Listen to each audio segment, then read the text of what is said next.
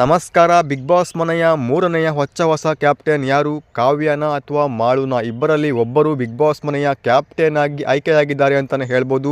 ಹಾಗಿದ್ದರೆ ಆ ಸ್ಪರ್ಧೆ ಯಾರು? ಬನ್ನಿ ನೋಡ್ತಾ ಹೋಗೋಣ. ಈ ವಾರ ಬಿಗ್ ಬಾಸ್ ಮನೆಯಲ್ಲಿ ಯಾವುದೇ ರೀತಿಯಲ್ಲೂ ಕೂಡ ಟಾಸ್ಕ್ಗಳು ನಡೆದಿರಲಿಲ್ಲ. ಬದಲಾಗಿ ಮನೆಯನ್ನು ಕಂಪ್ಲೀಟಾಗಿ ನಾಮಿನೇಟ್ ಮಾಡಲಾಗಿತ್ತು. ಅದರಲ್ಲಿ ಕೆಲವೊಂದು ಸ್ಪರ್ಧಿಗಳು ನಾಮಿನೇಟಿಂದ ಪಾರಾಗಿದ್ದರು. ಯಾರೆಲ್ಲ ಪಾರಾಗಿದ್ದರು ಅಂದರೆ ರಘು, ಜಾಹ್ನವಿ, ರಿಷಾ, ಅಭಿಷೇಕ್ ಹಾಗೆ ಮಾಳು ಮತ್ತು ಕಾವ್ಯ.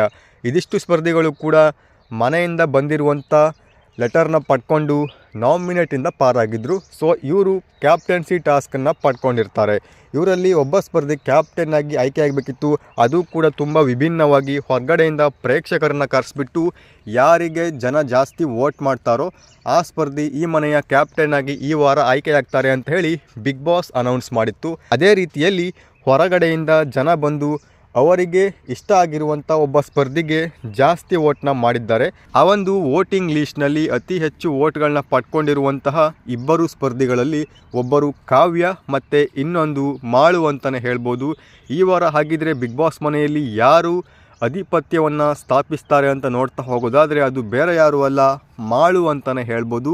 ಬಿಗ್ ಬಾಸ್ ಮನೆಯ ಮೂರನೆಯ ಕ್ಯಾಪ್ಟನ್ ಆಗಿ ಮಾಳು ಅವರು ಜನಾಭಿಪ್ರಾಯದ ಮೂಲಕ ಆಯ್ಕೆಯಾಗಿದ್ದಾರೆ ಅಂತಲೇ ಹೇಳ್ಬೋದು.